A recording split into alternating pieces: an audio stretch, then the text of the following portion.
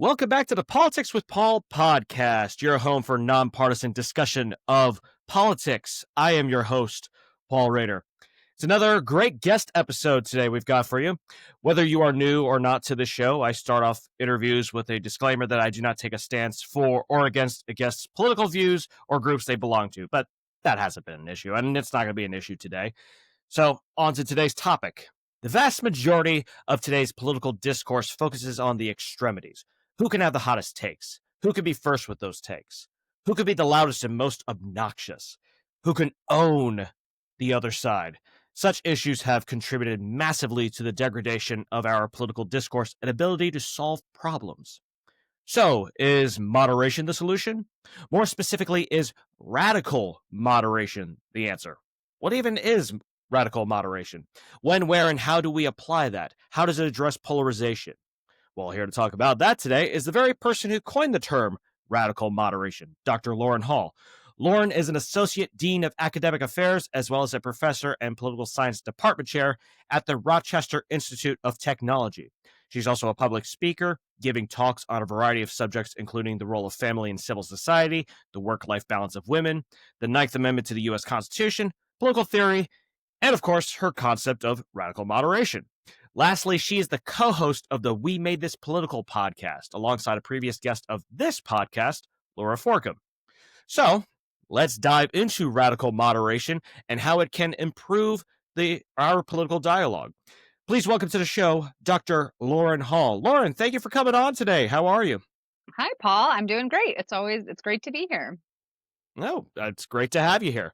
So let's go, maybe not quite to the very, very beginning, but a little bit before this whole concept of radical moderation. So, why did you take a particular interest in moderation and coming up with your own prescription for it? So, as you mentioned, I'm a political theorist Mhm. by training, and so my first book is called "Family and the Politics of Moderation," and that came out in 2014, I think. And one of the reasons that I got interested in that topic in general is that as I was studying political theory sort of across many centuries, I was struck by these patterns that I was seeing of what seemed to me just really obviously false dichotomies. So false dichotomies between sort of the individual and the community, right? I talk a lot about sort of false binary, so black and white, like black versus white thinking. Uh, Black Lives Matter, Blue Lives Matter. Like we'll talk, I'm sure, about a lot of these sort of like these false binaries or false dichotomies. But one of the really obvious ones from my perspective was the sort of false distinction between the individual and the community. Now, I'm an individualist, which means that I take really seriously individual rights, individual freedoms. But it always struck me as just a misunderstanding of like how humans develop and how humans grow and how we live, which is that humans have these incredible individual talents that we contribute, but we also are raised, we develop within a social environment. Our brains actually require other human beings in order to grow and develop properly. Things like our language acquisition, we literally can't do without other human beings. That part of the brain stops growing if you don't have other people around. So what I got interested in, back then was thinking about the way that the family kind of provides this moderating influence between different kinds of political theories, the ones that focus really heavily on sort of the community, to the sort of extremes of things like radical communism, and then the folks who go to the other extreme, which is sort of radical individualism. And my point is like, hey, let's look at this like totally natural thing in the middle, which is the family, which helps support individualism, but also it's kind of buffers both the individualism and the communitarianism that we see that I think can fly into extremes. And then I think most recently I've gotten reinvigorated by the concept of moderation, just because it seems to me so obvious that it's what we need in our modern political discourse, right? We are, as I think you mentioned in the beginning, right? We are in an age of extremes. And so to me, I've been thinking really deeply about sort of how we think about political and social problems in a way that steps past or steps around this really dangerous sort of binary tribalistic thinking about politics. Yeah, that's something I try to focus on a lot too. Is this whole you call false binaries, false dichotomies, that sort of thing. I think the point about the excuse me, individual versus the community. I think that's also a good point too. That's not necessarily talked about a whole lot. You have to respect individual rights and people's own individual identities, but at the same time, we're social creatures. The community is important. It has to be also about what's best for the community too. So definitely good points there.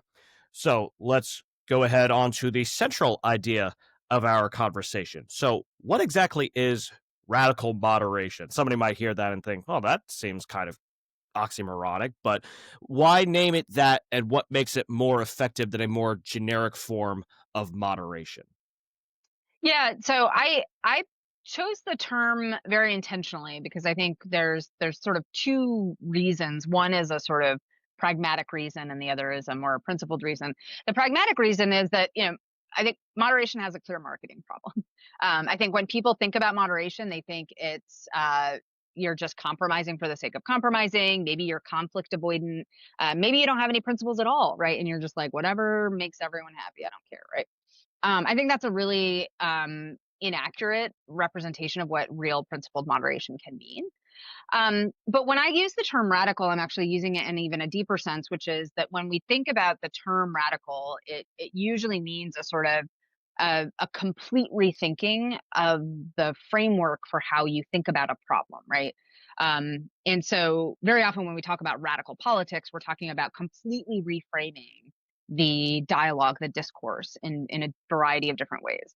And so I would like to do that for the concept of moderation. And so the way that I'm thinking about it is I mentioned those, sort of false binaries, the sort of polarized options that we have. So we have like, Democrats on one side, Republicans on the other.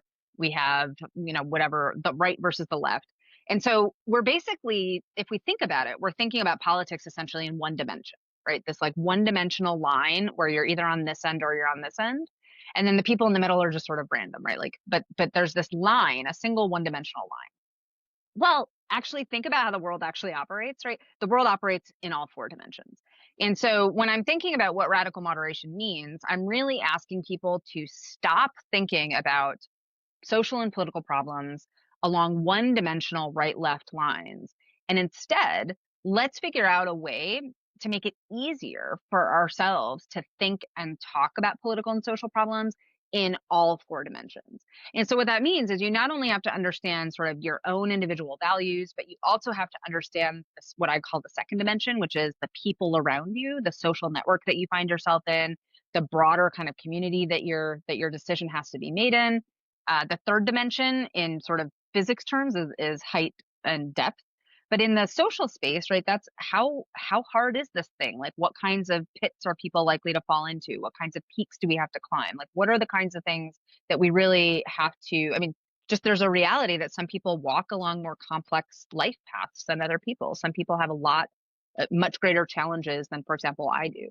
And so that third dimension is really important to understand. And then the fourth dimension is one that I think we really often overlook, which is time. And so time impacts our politics and our social world, uh, both in terms of historical time, like US politics is different from European politics because we have totally different histories, totally different developmental paths. But then also, you think about lifespan. My desires and interests and values at age 20 were very different than they are now that I'm a mother of three kids. I'm a administrator. I'm a writer. I have lots of things going on. So I think that, and we can give a couple examples, as we go through today, but I think that when we start thinking about political and social problems, instead of reducing them to these binary choices, these false dichotomies, really trying to dig into the full four dimensions of those political and social issues. And what I think you'll find, the first thing that you find is just deep complexity. And I think we've got to get comfortable with complexity and we've got to get comfortable with not having immediate answers. Yeah, because it's always easy to try to paint everything as more simplistic than it actually is. It's one of my biggest gripes personally with politics is everything's got to be very boiled down to very simplistic terms, which, yeah, I mean, it's got to get you more clicks and views and all that, but it's not helpful for overall discourse. And one of the early points you brought up in that answer, I saw a post, actually, a LinkedIn post that you had also responded to about those misconceptions of what moderation actually is, Mhm. how a lot of people think it's apathetic when it's like, well, some people might be, but that's not inherent to being a moderate. So let's actually go a little bit more on along that line, because on your Substack, I was reading, of course, what you had written about radical moderation there too, but you also wrote about what radical moderation is not, which perhaps is just as important as what it is. So, besides what we just talked about there, what are some of the potential misconceptions you want to clear up? Is it inherently middle of the road or always given to compromise, or is it just about the approach to political discussion? What are some of the other misconceptions that you want to make clear are not the case? Yeah. So I think the most obvious way that we often locate moderation on the political spectrum is sort of like it's in between. Like so if you're a moderate, you're in between Republicans and Democrats, or you're sort of in between the right and the left, or you're sort of like maybe you're undecided, right? And I just think that's a misunderstanding because I think we're falling victim to the idea that this one-dimensional binary is the best way to describe human political life in the first place. So I think what we really have to do is say, hey, let's stop using that framework altogether, right? Moderation, a principled moderation, does not fit into this false binary. It doesn't fit into the left right framework. And people have tried to make the political framework more complex, right? There's like, you can find the political compass online, right? So people talk about sort of authoritarianism, like, so, I mean, there's ways to make it more complicated and more, a little bit more complex. But either way, I think you can't easily locate moderation in space because it's so context dependent. And I want to be really clear that I don't mean it's relativistic. What I don't mean, and this is the danger here, what I don't mean is that like the moderation's whatever you kind of want it to be. But what I do mean is that moderation is really sensitive to the context in which people find themselves. And so the specific policy solution for someone living in rural Alabama might be very different from the kind of policy solution that works in a place like my relatively affluent suburb in upstate New York. And I think we have to pay attention to context. Like we know that humans respond to their environment. And so it's really weird that we think that like a policy could just fit every single context, like regardless of socioeconomic class or whatever other, kinds of complexities people have. So I think it's really important that people know that like moderation is not just like pick a middle point between two extremes, because if those two extremes are terrible, then the middle is not going to be much better. But it's also not unprincipled. I think some of the most principled people I know, and in fact, some of the people who are writing, who are doing really important work on moderation right now, are deeply principled people. They care really deeply about human flourishing. They care really deeply about how we help solve some of the really, or at least overcome some of the really deep challenges that we're facing. Um, but they don't see either side doing what needs to be done. And so I think that when we think about moderation as primarily about solution finding, right? Coalition building, bringing people together to find actual solutions to our problems. That's certainly one, sort of positive vision for it. But in terms of what it's not, right? It's not just like fair compromise. It's not just undecided voters, right? It's not just people who are sitting around sort of thinking like, well, I don't like either side, so I'll just watch football, right? Which is, by the way, that's a position that I'm super sympathetic to, right? Like, I have a PhD in political science, which means I'm sort of like contractually obligated to follow politics. But if you don't have to, you shouldn't. Like, it's not like modern politics is not about helping people. And so I actually don't think people should watch CNN or like Fox, or I mean, I don't think people should. I think you're better off watching football. And, I mean, we're Bills fans, so of course we have to be. But this is Yeah. so anyway, I think when we think about what moderation is not, it is not that sort of like mealy mouth, just sort of meeting in the middle for the sake of avoiding conflict.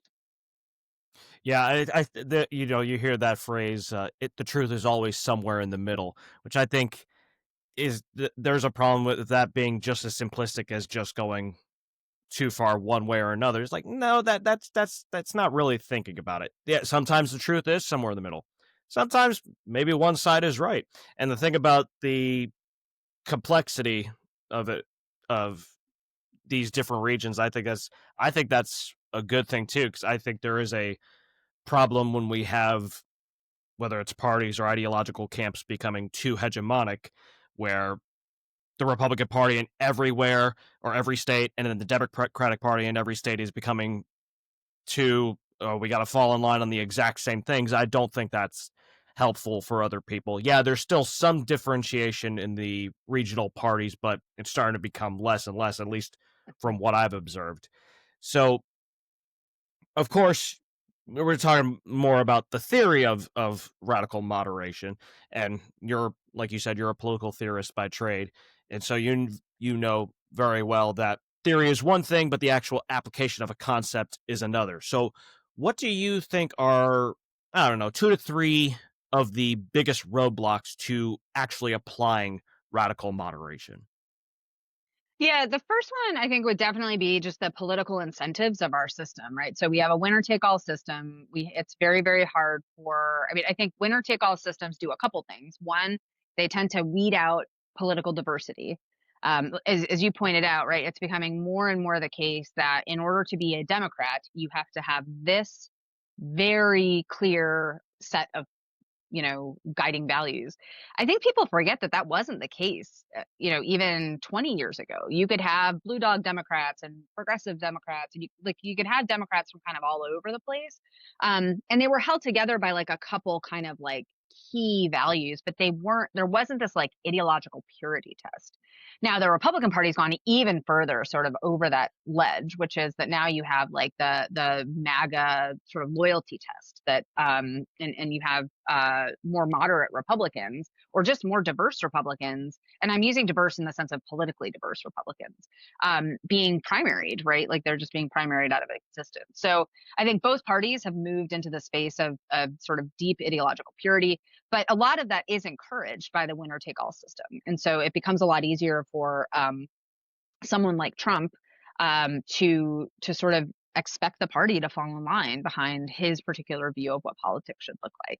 I actually am a little heartened. I think it's interesting to see there's a little bit of diversification happening on the Democratic side, in part because I think they've figured that they no longer really know how to appeal to voters, so they've got to try something new. But you're seeing, I think, a little bit more of the cracks in the edifice on a little bit more potential pluralism on the Democratic side right now. But either way, the winner take all system, I think, makes it really hard for people uh to to keep political pluralism and politically diverse candidates in the pool. Um, the other thing that it does, though, is that it animates tribalism. So when you have this winner take all system, when you have a system that supports two parties, the assumption is that it's us versus them. And we actually saw this rhetoric in the last election, which is, oh, well, the Democrats are an existential threat to democracy, or, you know, the Republicans are an existential threat to democracy. And so we're feeding affective polarization just by the way that our sort of political system's set up. So that's one thing. Um, as part of that process, we actually have a really weird primary system. I mean, one of the problems that we see in our broader political system is that a very, very tiny number of voters determine who the president is. And what I mean by that, we think we all vote, but the really crucial votes are actually the primary voters. And so when we're looking at Congress, when we're looking at either the House of Representatives or the Senate or the presidency, the most important voters in any election are primary voters. And so if you have these they tend to be more extreme, they tend to be more ideologically pure, and they tend to be really much more politically active. Those are the people who are deciding for the rest of us what candidates we're voting for in the first place. So the primary system actually ends up being this really key sort of lever that is leading us into, I think, more and more extremist kinds of candidates. But the second thing is the media. I mean, I think we've a lot of us are aware that we have this really fragmented media landscape. It's becoming I mean, algorithms feed. I see this in my own posts. I've been trying to figure out like sort of how to get people to see things on LinkedIn, and it's first of all a black box. I still don't quite know why some things go sort of semi-viral on LinkedIn and others don't. I'm with you there. It's like a weird, right? It's like the weirdest. I do not understand it. But you do like, I find myself having to play all these like word games where I'm trying to sort of like ride the edge of outrage, but my whole point is that we don't want to do that because otherwise no one will see anything that I write. And so it's this really frustrating kind of, and I think, in the podcasting space, we struggle with the same thing.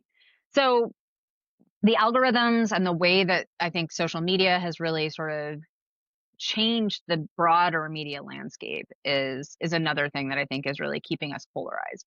And as part of that, another thing that I'm really deeply concerned about as a political scientist is the speed at which misinformation and disinformation spreads on social media is just dramatic. And there's research that shows that false information spreads more quickly than true information.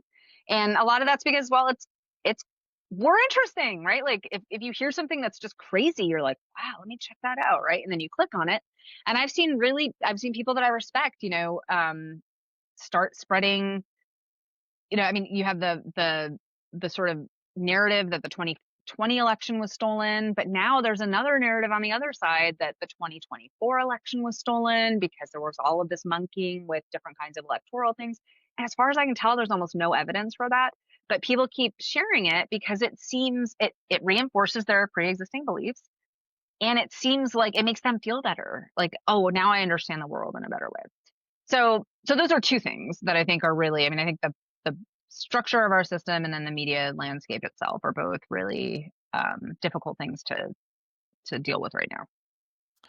I think even if you don't agree with moderation, radical moderation, I think a lot of people can agree on both of those overall points. And there's so many things I wish I could respond to that great points that you just made there that I wish I could respond to all of them, but obviously don't have time for all that. But with the thing you were talking about with LinkedIn, I like a month ago or so, I made a post about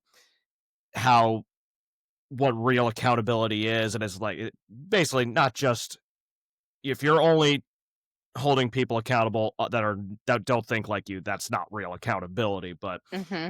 but that one did big numbers out of nowhere, and nothing else I've had has come even close. I don't really understand. Although one person somehow reposted it and got the idea that I was still trying to uh, basically proselytize for one particular ideology, which I really didn't know how they got that out. I'm very careful to not try to favor one side or the other, but like I said, obviously can't speak on all those great points Yeah. you made there. But so we know why the most extreme voices in politics like to paint things as false binaries or dichotomies because they have a political incentive to do so. And Hmm. a lot of times some people are grifters and don't really actually believe it. They just want to make money and get clicks. But oftentimes they truly believe everything is as black and white as they think it is and that they've figured everything out. But do you think that people that are not necessarily as extreme in their partisan or ideological views are also susceptible to binary thinking? And why or why not do you think that is? Oh, absolutely. So, I call myself sort of a recovering immoderate. When social media first, I was a young faculty member when social media first kind of got going, and man, I was obnoxious, right? In terms of sort of being that like person, like, well, actually, right? Like, here's some data, right? You're da, da, I da. definitely did that too. Right? I mean, it's really Yeah. it's and I remember what actually really got me to rethink that was um first of all, I mean, it was obvious that it wasn't having any like effect, right? Like I wasn't actually changing anyone's mind, but that actually wasn't the most relevant thing from my perspective. Um, but what I found is that it was actually I was like it was really triggering my anxiety and and I was just getting agitated. And so I would find myself Yeah. thinking about Facebook posts like, when I'm trying to put my kids to bed. And that's like a weird feeling, right? When you're like, I have three beautiful human beings who I love more than anything in the world, and I want to spend time with them. And meanwhile, my brain is thinking about like trying to own someone on a Facebook thread from like Yeah. 2 p.m. Like, what am I doing? Right. So, Hmm. and I think part of what the practical, I think there's a big picture problem of polarization that I hope radical moderation can help address. But in my personal life, it has been transformative because it has helped me back away from a lot of the behaviors and approaches to the world that were inadvertently feeding like my anxiety and overwhelm. So thinking that your neighbors are your enemies, that actually leads to like a lot of anxiety and overwhelm. It leads to like agitation. It leads to anger, a lot of negative feelings, right? Thinking that half of Americans are racists or bigots is like a pretty crappy way to go about your day. Like it actually feeds a lot of really negative things in your brain. And so to me, radical moderation, when I actually started practicing the sort of what I was preaching in terms of being curious, being humble, stepping back from the keyboard and not, like anytime you're tempted to say, well, actually, like shut your mouth and go take a break, like Here's why drink some you're water. stupid. Yeah, Yeah. like don't do that. So, everyone is susceptible to this because the human brain is we're wired to think in terms of tribalistic kinds of, right? We're wired to think in terms of group membership. It's just it's a huge part of who human beings are. It's why, for example, sports fans get so rabid about their particular sports team, but it's also why we get so rabid about politics, even when we actually dislike a lot of what our political leadership is doing, right? We still find ourselves in this kind of tribalistic space. So I don't think, I think there's some people who are more likely to think in black and white terms than others, but I think it's a real mistake to think that you're either a black and white thinker or you're like this deeply nuanced, complex thinker. I know as a former black and white thinker that you can absolutely move into the nuanced space. It's just a matter of practice. I mean, a lot of this stuff is actually stuff that people learn in like cognitive behavioral therapy, which I didn't know about until very recently. But like just the way that your thoughts color your experience of the world is a really powerful thing. So yeah, I think practice makes perfect, but we are all susceptible to these kinds of things because we're human. We're deeply human, and that's okay. But we just have to be aware of I was pointing to myself when you described that, how you used to be on it. Yeah. social media, minus the kids part. I don't have kids. I would like to have kids someday, but minus the kids part, I was definitely the same way, especially when I was in high school. Oh gosh, I wasn't intentionally obnoxious, just was. But I think I'm glad that you brought that up, because with the affective polarization or affective polarization that you talked about, because that's something I've been working on too, and trying to get a TED talk going on about, is basically Mhm. this affective polarization, but and then also in educational email courses, because anybody can be polarized. It Yep. you even if you're not polarized along partisan lines, maybe you're a hardcore independent, maybe you're moderate ideologically, but you can still absolutely hate both the left and right, and that's still a form of polarization because it's how you feel about people. So that's something I Yep. try to also teach people to, like, no, anybody can be polarized. You don't Mhm. think that you're not susceptible to it too. It happens to me sometimes I just have a knee-jerk reaction to somebody, and then I sometimes have to catch myself. It's all that self-awareness and teaching yourself, like you were talking about. Yeah. So Actually, Paul, can I oh add yeah, one quick thing? sure. I think one of the things too, there isn't anything necessarily wrong by itself with polarization. So I know, I'm a Catholic convert, and I have friends. I mean, like every single religious belief system is out there in my friend group, and but we all believe very different things. Like, so either you believe that like Jesus is the Son of God, or you don't. But like, and so that is like a polarized belief. Like, but it's okay to have different beliefs from other people. But your point, which is a really important one, is that it's the affective polarization that's so dangerous. So if I am having lunch with my Jewish friend, right, we're just hanging out, doing our thing, we can have very polarized beliefs about certain kinds of things. And yet those beliefs don't have to interfere with the way that we care about each other or join with each other in friendship. Where it becomes dangerous is when my beliefs, I start thinking that the people who don't believe like me are actually dangerous. And that is where we are politically now. And so it's not a matter of like, I can have wonderful conversations with libertarians and communists all day long. What gets dangerous is when I start thinking that libertarians or communists are dangers to me as a human being, because that's what animates the tribalism, and that's what animates the really dangerous kind of affective polarization that we're seeing. So I think I don't want people to think that we're arguing that strong beliefs are bad or that having deeply held beliefs about the world is a bad thing. That's not a bad thing. The bad thing is what you were pointing to, which is thinking that the other side is either dumb or evil, right? That's affective polarization. That's toxic polarization. And that's what we really want to try to avoid.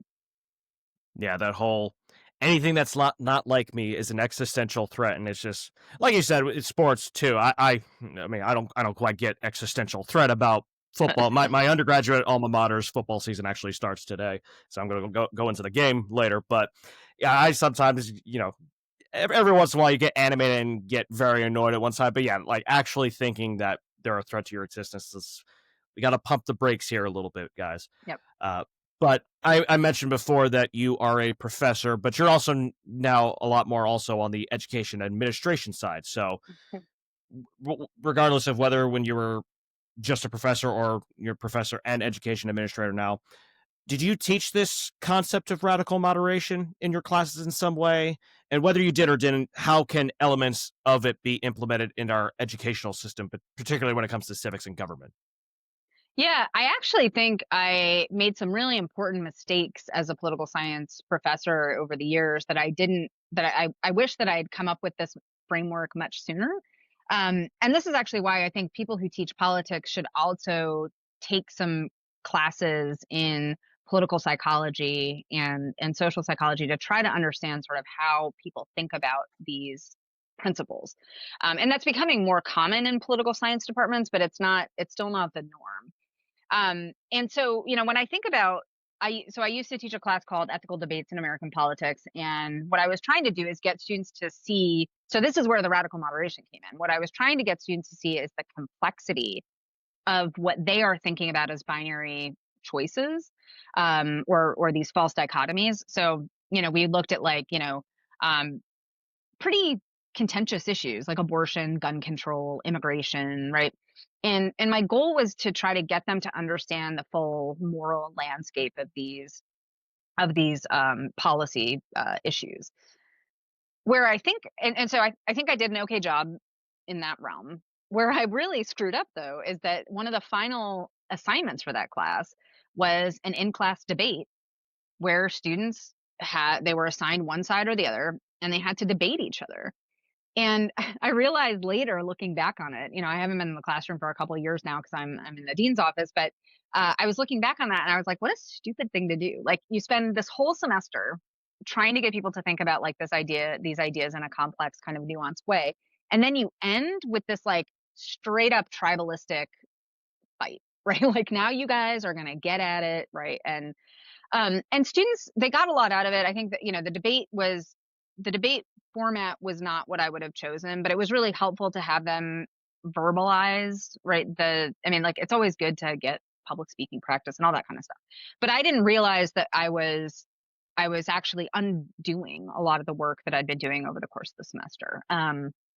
So when I'm thinking about how we can do this better in the classroom, there's a lot of different frameworks that people are developing, and I'm really excited about these. One is the Pluralist Lab, which was put together by folks at the Mercatus Center, and you can watch it in action in the movie Undivide Us. But they did. It's just a really neat model where it encourages people. So the normal sort of academic process is I tell you what I believe, and then you tell me what you believe, and then we try to convince each other that we're wrong, right? Like, that's like the usual academic context. The Pluralist Lab actually starts with asking people to think curiously about their own understandings of what other people are believing, right? And so it starts from a place of curiosity and humility instead of starting with I am going to defend my belief in X, Y, or Z. So it moves us out of this defensive posture and into an open and curious posture. There's other models, the Breaking Bread model. There's like a number of other. Braver Angels does a lot of work in the space. So I think there's a lot of people experimenting with what education could look like that doesn't start with either a professor at the front of the room telling students what to think about a specific issue, or pitting people against each other in this one-dimensional kind of way. And the role I think of education should be, I mean, if we want to be well-rounded human beings, leading lives of sort of meaning and purpose, we have to learn how to talk to each other, and we have to learn how to talk to people who are different from us. And the only way that you can really do that is if you get curious about why they think differently than you. Like, that's, I think, the sort of starting point that you have to be at. So there's really interesting models. I have not used any in the classroom because I sort of didn't realize how much I was screwing up until I was out of the classroom. So I'm a cautionary tale, Well, but there's we good all stuff got out there. yeah, we all got things to improve on, right? We're all human beings, but Yep. I mean, that makes sense. That's the normal way of thinking. Like, oh, you got to take one side, even if it's not the one you normally think, and then you have to defend it to the death. But I think it's perfect way to get people to really think. Now, some people you still got to try to convince them to think honestly about their own views, but the whole hey, really think hard about what's a blind spot in your personal view. What's a point that somebody else made that, okay, I see what they're saying there. I think those are, great tools to teach kids. Unfortunately, I think a lot of people in general haven't been taught that. And even, beyond college, we have to be able to teach people that because they don't have classes to go to for that. Mhm. But, that might be out of the purview of this discussion. So let's now let's actually instead envision a society where more people have adopted at least some aspects of your model of radical moderation. What do you think this would lead to? What outcomes do you want to see? Well, the biggest, I mean, I think there's an individual level outcome, and then a sort of social society wide outcome. The individual level outcome is, I think, people would be much less overwhelmed, they would be much less anxious, and they would be much more likely to participate in political activity if political activity wasn't so ugly. So and I don't mean political activity in the sense of like people running for office. I actually don't care as much about stuff like that. But getting out into your community, helping people, like creating a space where people want to be together and they want to make their communities better. So on an individual level, I think that if we practiced, I know that for me, practicing radical moderation has been really, really helpful. It helps in my administrative work because when someone comes to me with a problem, I'm able to, instead of going with my gut reaction, which is what I might have done 15 years ago, um, I'm able to take a step back and say, like, let's survey the entire sort of 4 dimensions of this space, including the reality that like the person coming to me only has a piece of the story too. Like I can't just assume that this person in front of me is telling an entirely accurate story, not because they're bad people or deceptive, but because everyone has different perceptions about how conflicts arise or whatever the situation. So on a personal level, I think it's really powerful. But on a social level, and this is what I think really kills me at the end of the day, our political binaries and the sort of false binaries, the false dichotomies that we allow to flourish are deeply, deeply harmful because they prevent us from finding solutions to the problems that we need to solve the most. So if we look at why our immigration policy is so awful and inhumane, um, it's because we have not been able to get an actual real bipartisan effort to care about immigration in a meaningful way, because it's been much more effective for the two parties to just aim barbs at each other instead of actually trying to help solve the problem. Criminal justice reform has been stymied for years. And by the way, I'm not talking about a specific vision of immigration reform or a specific vision of criminal justice reform. I'm just talking about a system that works better for the people who are stuck in the system. And so even if we decided, maybe we decide that we really, really restrict immigration, right? That would not be personally a position that I would agree with. But you could come up with a humane immigration system that dramatically restricted immigration that would still be dramatically better than what we have now, right? Because right now we have millions of people living in legal limbo who have no easy way out because our politicians have just abdicated, right? They've just said, well, this isn't our problem because there's no incentive for us to solve it. So that gets back to your first point about like the political incentives they're not actually aimed at solving human problems. They're aimed at winning elections. So I think that if we got better at radical moderation, we would be better at talking about these really hard political topics. And we would be better at identifying bipartisan, nonpartisan, creative solutions to these problems that are much more humane, that contribute to human flourishing in really meaningful ways, that almost definitely save money, right? The worst possible way to do policy is the way that we do policy, which is in this like really like disorganized, hyper polarized way where you undo the stuff that the previous president did. You waste all of these resources in order to do so. And you're just scoring points, right? What a huge waste of taxpayer dollars. Um, so so to me, I think the only way out is to at least think about, and you don't have to call it radical moderation, right? But to actually think in a meaningful and complex and nuanced way about political problems, and find people wherever they are, whatever party they're in, who can help you address those problems. You took the words out of my mouth when I was gonna mention the whole, because you had already highlighted, and then you specifically said the whole pendulum. Inevitably, it's always easy to think when you're on the outside looking in that everything's all doom and gloom, but the pendulum inevitably swings back and forth between the two parties. So you have a solution, quote unquote, now. When a new regime comes in, it's just gonna swing the other way, and then we really haven't solved anything. You need something longer lasting, and like you said, unfortunately, there's just not a lot of incentive for it, and we don't actually solve anything. And now we have over $36 trillion in debt, which it doesn't really matter what your politics are. That's not helpful for anybody. Nobody wants that kind of debt, but nobody has all the answers. We need to all actually come together and discuss things.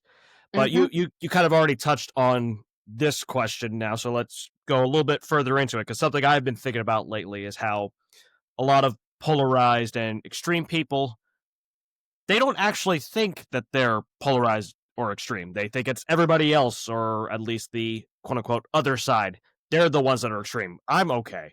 So how do you think we address that issue? Is radical moderation something that could work with them? Yeah, I think part of why people often don't think that they're as sort of extreme or they're as polarized, and actually, by the way, the research on Americans as a country, right, like as citizens broadly, the American people are much less polarized than political elites are, right? The highest levels of affective polarization are among political elites, and so that's like a fancy word for like politicians, right? Really well-known public speakers, academics, like news, figureheads on the news, right? Those kinds of people.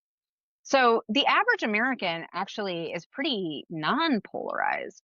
But what is happening, and we just interviewed Daniel Yudkin on our podcast, who he works for More in Common, and they coined the term the exhausted majority, right? The vast, majority of Americans are sort of in this space. And I'm actually sure Laura talked about this too, and talking about independent voters, right? Like that growing block of people who are like, what the heck is going on? Um, so now I've lost track of your original question, but my overall point was, you know, there's a lot of optimism when we look at the American people themselves, because we are actually, I think, better than our political leaders. We're better than the political elites out there. But we have to find a way to make our voices heard. And that is where it's so hard, right? Because of all the clickbait and the algorithms and all the other things that we talked about previously and the political incentives. It's really hard for a bunch of like exhausted people who are working full-time jobs and raising kids and living their lives to counter the kind of really pointed and incentivized polarized dialogue that is coming out of Washington and other places. Um, so I don't know if that addressed your question, but No, I no, like to think about how the American people are better than our leaders. no. I think that's a good point that you brought up. We got to make sure that we realize that elites, politicians, candidates, campaigners, they're not. They don't think the exact same way as the American people, even though they like to think that they speak for the American people all the time. Uh, so I want to get to. There's a couple more questions, and then I want to get if we have time, and then the random, fun, non-political question. But Yeah.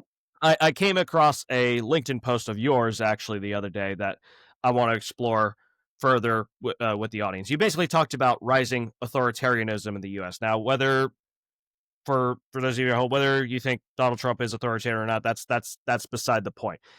But in short, you said that even though you should speak out about issues, you should not force people to take a side because that's what authoritarians want.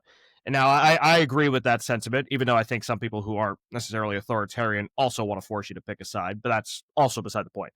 So how do how do you think we teach people this idea that you shouldn't force people to take a side when politicians, influencers, social media, regular media, etc., all want to instill this "you're with us or against us" mentality? How do we address that? Well, it's not even just like those stakeholders that you just mentioned, but I mean, I have lots of friends who hated that post, who thought I was deeply morally wrong, because their position is like you have to stand up against authoritarianism. Like if you have, I mean, I know people who are comparing the current administration to 1940s Germany and saying like, look, we are, if you're sitting here in the wings, you are contributing to the downfall of liberal democracy, right? I don't think we're there yet by any stretch of the imagination. But what I think those folks don't see, and these are really principled people who love liberal democracy as I'm using the term liberal democracy in like the broadest sense, like a democracy that cares about people's rights and freedoms. I If you love liberal democracy, you are going to need coalitions. You're going to need people to want to work with you later. And so what was so powerful about Hitler's rise in Germany was that it was he was able to pit the population against each other. He actually forced people to take sides. And so by doing so, he made people enemies who should have been allies, who could have been allies if they hadn't fallen into this trap that he set for them. He did that intentionally, right? Or at least the party did. And so when I see people saying, if you voted for the X candidate, I can't talk to you anymore because you are a racist or a bigot or an authoritarian or whatever, right? Like you stand for whatever this person stands for or whatever I think this person stands for. Um, you're cutting yourself off at the knees because politics and a lot of resistance is about relationships. It's about getting into it's about creating coalitions, it's about creating relationships, it's about creating communities of people who may share not very much in value in common other than coming together and realizing that this particular thing is really bad. And so I think the ideological purity test that I see people on the right and the left requiring of people is really, really dangerous. Now, that doesn't mean that you don't come out, right? As a political scientist, I can look at certain kinds of things like the consolidation of power in the executive, the um, the attacks on federalism, right? The all of the ways that the Trump administration is in fact centralizing power. Those are actual empirical facts that from a political science perspective are in fact dangerous, right? They have the potential to lead in dangerous places. I can say that out loud, I can write it on my Substack, I can say it here. But the last thing that I should do is say, "Hey, Paul, you have to agree with me that Trump is an authoritarian," right? By the way, that's a much different claim than the claim that I just made about centralization of power and so on. But when I shift over to saying you have to agree with me on this particular issue, or I won't be on your podcast, or I won't talk to you on Facebook or LinkedIn or whatever. Well, now all of a sudden, I've taken someone who might actually agree with me on a number of issues, and I've just alienated you, right? And then the next time somebody says, like, "Hey, what do you think about Lauren Hall and her work on radical moderation?" You're gonna be like, "Ah, it's kind of No, weird." she sucks. She's terrible. Yeah. But so I think I understand why people feel as though when you speak out about things, part of speaking out means that you need to persuade other people to agree with you. But I think they should actually try to cut that second piece off. Speak out about the dangers you're seeing. Absolutely. But when you start forcing other people to take your side in order to maintain relationships, in order to be in community with them, that's where I think we're playing into the authoritarian playbook in a really dangerous way. I think that's a great point. And excuse me. Yeah, there are some times where yes, you have to take a stand about something. There is some truth to the if you don't stand for something, you'll fall for anything. Mhm. Uh, Phrase for lack of a better term, but like you said, if you are trying to force people to, nobody wants to be forced to think something. And you might find people who on the surface are very MAGA, but if you try to push them away, you can't really have any dialogue to say, like, hey, but don't you think this thing that Trump did is terrible? And likewise, if you find somebody who's a Democrat and you tell them they have to get in line with Donald Trump, well, now maybe there might have been something that Donald Trump did that they might actually support, but you're pushing them away. Nobody actually changes their mind when you force them to, unless they're just doing it just to placate you. But Right. I perfect points there. So uh, before the final question, Mhm. any final thoughts on moderation, radical moderation, polarization, anything of that sort that you want to share? No, I just think, what I would love people to know about radical moderation is that I think if we all practiced it more, our own lives would be actively better. We would be less anxious, less overwhelmed, less frustrated with the people around us. But then it would also have a really powerful impact on the way that we talk about the problems that we need to solve the most as communities. So I Yeah, hope and people follow. that's what it's all about, is actually solving problems. Now, obviously, polarized people who are definitely not moderate, they definitely think that they've got the solutions and that they've already fixed the problem. But of course, that's a whole other discussion that is a little bit outside this purview, and we don't have time for it anyway. So let's go ahead to the final question. So if you're new to the podcast, or if you're if you're familiar with it, you already know this. But if you're new to the podcast, I like to always end guest episodes by asking a random non-political question for fun, just to add a little variety to the show and uplift things a little bit, because politics obviously can be often negative, unfortunately. But for you, Lauren, today's random question of the day is, and this is not an attack on New Yorkers because we have plenty of these people in Florida here too. What is a common bad driving behavior that really bothers you? If you want, you can give two examples. A common bad driving, is that what you said? Yeah, yeah, Oh, okay. Um, we're really terrible about driving in the left lane, which should be reserved for passing. And I mean, this is, I think, a nationwide problem, but probably our largest frustration is on the New York State Thruway. People who hang out in the left lane, no, get to the right. People yeah. need to get around you. Yeah, that would be one big frustration. I don't know if we have. I mean, so I'll say this. I'm in Western New York, and so we don't have the same traffic. I do not Oh, drive okay. in New York City because you take your life in your hands doing that. Yeah, So the downstate New York City drivers are a different breed than those of us upstate. We have to grapple with snow and ice and all sorts of natural disasters that they don't have to deal with. They just have to deal with other people, and that's bad enough. So yeah. I will admit I don't drive slow in the left lane, but I will admit that I don't do this a lot, but I will sometimes ride in the left lane when I need to get over to the right lane. I've been a lot better about it recently, so but I have to be honest there. We all have to be self that's aware. good, Paul. You can be a better person by just practicing not driving in the left lane. That's one of the Radical moderation while I'm driving. Uh, for me, I still hate this, but it's not the biggest gripe I have right now. The lack of turn signals, that really grinds my oh gears. But yeah the thing that has now supplanted it recently, and even in my neighborhood, I come across these people. If you are turning, do not cut your corners, please. I have yeah had too many times, and especially when somebody's actually coming up to a stop sign, just they cut into your lane, and it's just like, look, I have to come up here so I can see where I'm going here, and yeah. it's just happening with reckless abandon, and it's driving me up a wall. So that has actually supplanted lack of turn signals. So please, people, even if there's nobody there, don't cut your corners.